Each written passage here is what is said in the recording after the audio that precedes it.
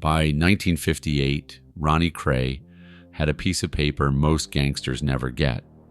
A hospital had formally certified him insane, paranoid schizophrenia, diagnosed and on the record. 8 years after that, he walked into a crowded East End pub in front of the barmaid and a room full of drinkers and did something so brazen that the whole neighborhood chose silence for 3 years rather than repeat it. Both twins would go down for murder. In the end, only one of them got sent somewhere they never let him walk out of. So which brother was the film really afraid of? Here's what makes that question worth asking. In Legend, Brian Helgeland does something no other Kray film had the nerve to try. He casts one man, Tom Hardy, as both brothers. Same face, same build, same voice box, split down the middle into two people. Reggie is the smooth one, the operator, the gangster who wants to run a business and be seen in the right rooms. Ronnie is the other thing.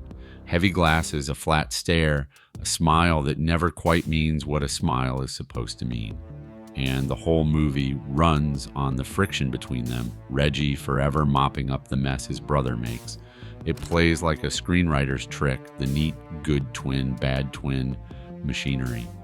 It isn't. That contrast is the historical record, almost line for line.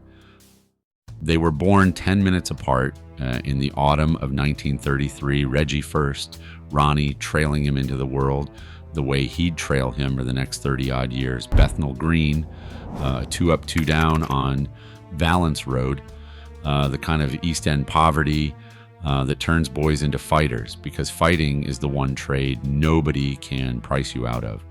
Their grandfather was a bare-knuckle man called Cannonball Lee. Their father steered them toward boxing young, the way plenty of East End boys learned to handle themselves. And even in the ring, before any of the blood, the split was already showing. Reggie boxed unbeaten, 7 fights, 7 wins, a disciplined lightweight with actual craft.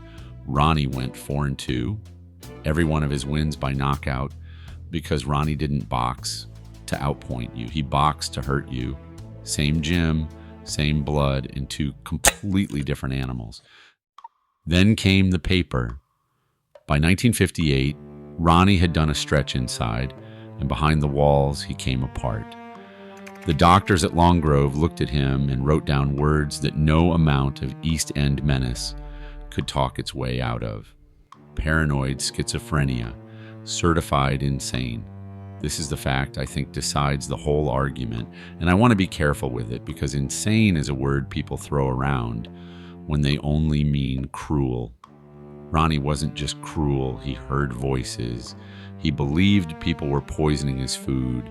He swung with no warning from flat calm into violence he couldn't switch back off.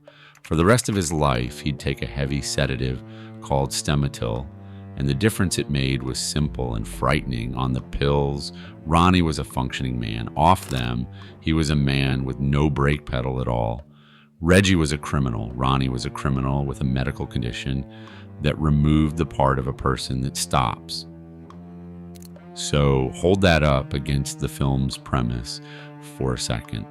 The movie asks you to wonder which twin was more dangerous.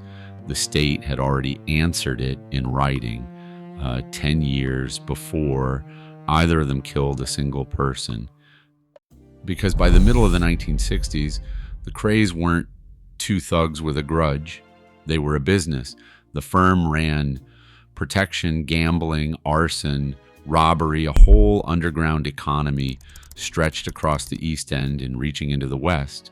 They owned a club where the famous came to be photographed next to Real Danger, Sinatra, Judy Garland, a young David Bailey shooting the twins like they were pop stars. And that's the part people forget when they picture Ronnie. He wasn't menacing a couple of market stalls.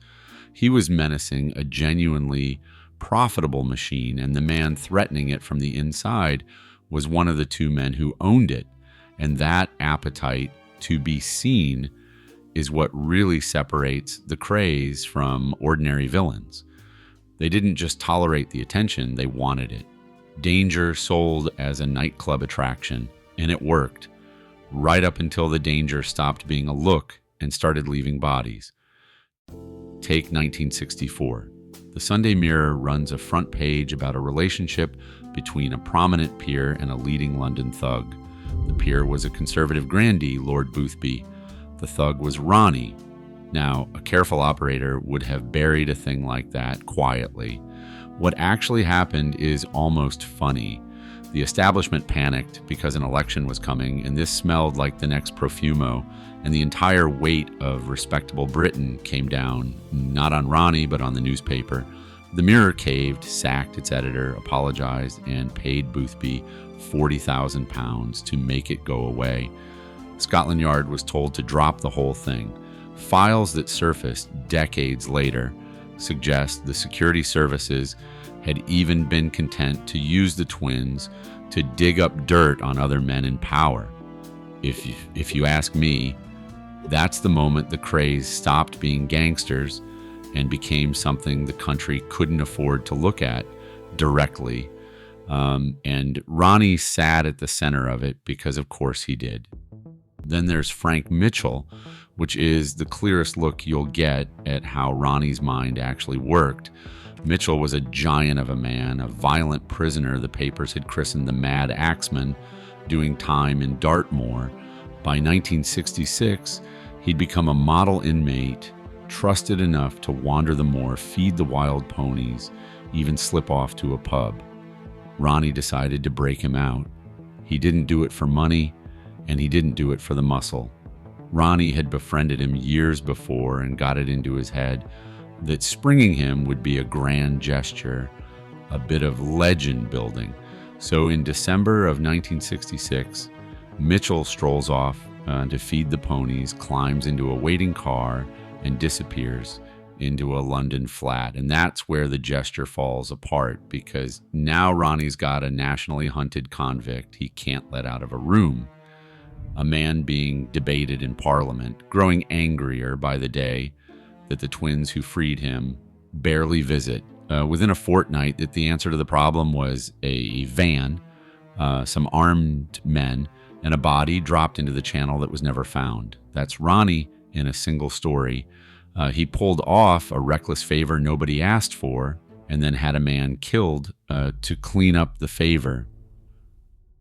I'll get to the killing that put the word dangerous beyond argument, and the one murder Reggie committed with his brother's voice in his ear in a moment, so stay with me.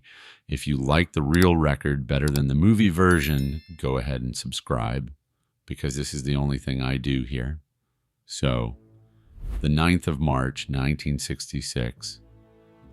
This is the one. This is the moment the film builds toward, and the moment the real Ronnie stopped needing anyone to explain what he was. George Cornell was an enforcer for the Richardsons, the South London firm the Krays were quietly at war with. Months earlier, during a row, Cornell had called Ronnie a fat poof. That's it. That's the entire motive. Not territory, not money, not a threat to the business. An insult to Ronnie's pride, months old, still sitting there unhealed. On the evening of the 9th, Cornell was drinking in the Blind Beggar on Whitechapel Road. There were maybe 5 people in the pub. Cornell and 2 mates at one end of the bar, an old man reading his paper at the other, a barmaid rinsing glasses. Ronnie came in with an associate named Ian Barry. Barry put a shot into the ceiling, and Cornell, seeing Ronnie walk through the door, actually smiled and said, "Well, just look who's here." That was the last thing he ever said. Ronnie took out a 9mm pistol and shot him in the head, once above the right eye, in a room full of witnesses under the lights with a record playing. Then he walked out, calm, no hurry. He went and had a drink somewhere else. Ronnie had just committed a public execution over a schoolyard insult, standing under the lights in front of a barmaid who could have picked him out of any lineup. And he was so certain nobody would ever talk that he turned out to be right for 3 straight years. That is not the confidence of a hard man weighing his odds. That is the confidence of a man who genuinely cannot picture a consequence coming for him. There's a detail people love about that night, that a song was playing when he fired the Walker brothers, "The Sun Ain't Gonna Shine Anymore." That part is true. The version where the bullet ricochets off a jukebox is not, because the pub didn't even own one. And I find that little correction weirdly perfect, because it's the myth machine caught in the act. Ronnie shot a man through the face in a quiet pub, and within a few years, the story had grown itself a jukebox and a ricochet, because the plain truth wasn't cinematic enough. He never needed the embellishment. The plain truth was worse than the myth. And that silence afterward is the real measure of how dangerous he was, more than the trigger pull itself. Everybody in that pub knew exactly who did it. The police knew, and it changed nothing, because the fear Ronnie had built across the East End was thicker than any evidence a court could use. He was pulled in, questioned, and let straight back out, because not one witness would put their name to what their own eyes had seen. Reggie never generated that kind of silence. You might take your chances informing on Reggie. With Ronnie, people just kept their heads down and hoped he'd forgotten they were ever in the room. And when Reggie finally did kill someone, his brother's fingerprints were on that too. In October of 1967, a firm member called Jack McVitie, a loud, unreliable man they called the Hat, was lured to a basement flat in Hackney on the promise of a party. The Krays had cleared the other guests out first. Reggie meant to shoot him, and the gun jammed. McVitie tried to throw himself out of a window and got hauled back in by the legs. And as Reggie went at him with a knife, the voice in that room screaming, "Kill him, Reg," was Ronnie's. So even the murder, the film pins on the Calmer twin, had Ronnie underneath it, pushing. Reggie did the stabbing, but it was Ronnie's appetite that put the knife in his hand. I'd say that's the most damning fact in the whole story, that Ronnie was dangerous enough for 2 men's worth of killing and only bothered to do half of it himself. And the cleanup afterward tells you how routine this had become for them. McVitie's body wouldn't fit in the boot of the car, so it was wrapped in an eiderdown and passed down the chain to lower men in the firm to make disappear. It was never recovered. Years later, one of their associates admitted he'd taken it out on a boat and dropped it into the sea off the Sussex coast. A man was stabbed to death at a party and then simply erased from the earth. And for a while, that was just Tuesday for the people around the twins. Now, I owe you the other side of this, because a story that only argues one way isn't worth much.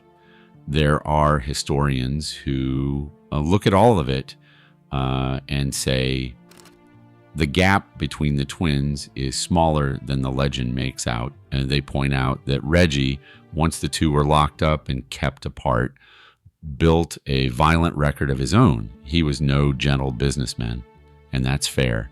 If your picture of Reggie is the charming ladies' man the movie sells you, throw it out, because even that was a fiction. Freddie Foreman, the firm man who helped dispose of 2 of their bodies, said flatly that legend gets Reggie wrong. The tender marriage the film sells you was, in his telling, never real.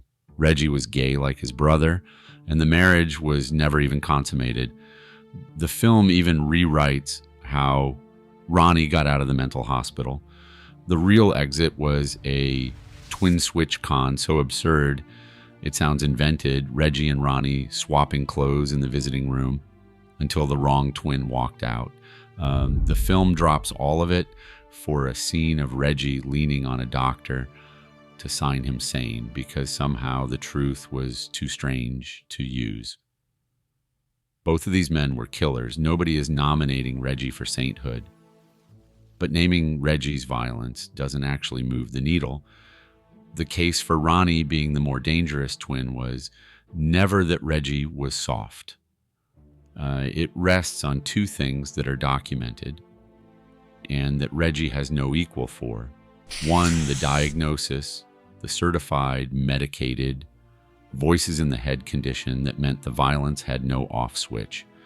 Two, the blind beggar, a cold public killing over nothing, done in front of a full room, which Reggie simply never matched. Reggie killed once, in a rage, with a jammed gun and a botched plan. Ronnie shot a man dead over a months-old insult, as calm as if he were crossing a name off a list. Those two things are not the same. And in the end, the people whose entire job was to measure exactly this drew the same line.